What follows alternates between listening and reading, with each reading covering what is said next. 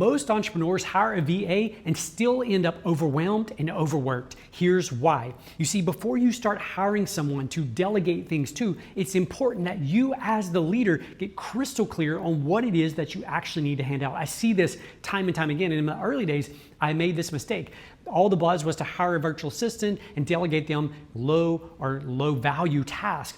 And the reality is there's a much better way that's going to free up your time for the things that you actually enjoy doing and the things that only you as the CEO should be doing. So how do we do this? How do we know which VA to hire? Here's how you do it. Number one, and this is the unfun part, you're going to have to audit your time. So I recommend that you take out a sheet of paper or build a spreadsheet. And what you're going to do is you're going to track your time. I recommend tracking it in 15-minute increments throughout your day. You're going to write down the exact task that you were doing during that time frame. So you're going to fill up your calendar, and then what you're going to do is you're going to come back and you're going to say, okay, based on that task, what category did that particular task fall under? So was it HR? Was it fulfillment? Was it sales? Was it marketing? Was it operations? What category did that task fall under? And then the next question you're going to ask is, on a scale from loathe, in other words, you hate it, to love it, where does it fall? On that scale, where does this particular task fall? Do you hate it or do you love it? Or is it somewhere in the middle?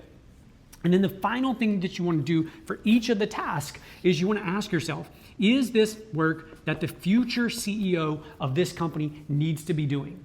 Okay, so let's just say right here that I was planning for an event. Now the question is, what categories that go under? Well, it depends on the event that I was actually doing. So let's just say it's a quarterly team meeting. That's the category. So that would be kind of an operational and leadership function. The question is, do I loathe it, do I like it, or do I love it? I actually really love that particular task. And the question then is this the work that the future CEO of a company would do? And the answer is yes. So this is something I definitely would keep on my plate. Now let's go down to another one. Let's say that here I was doing invoicing as an example. What category does that fall under? That falls under financials. Do I loathe it, do I like it, or do I love it?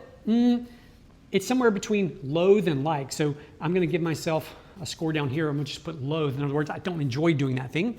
And invoicing, is that something the future CEO of the company, based on the vision I have for the company, is that something they're going to be doing? And the answer is no.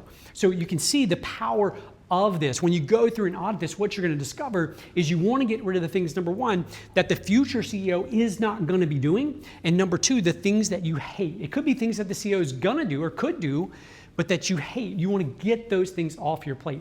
Here's the reality. As an entrepreneur, your calendar is the most powerful leadership tool that you have at your disposal. The question is, are you using it to your full potential?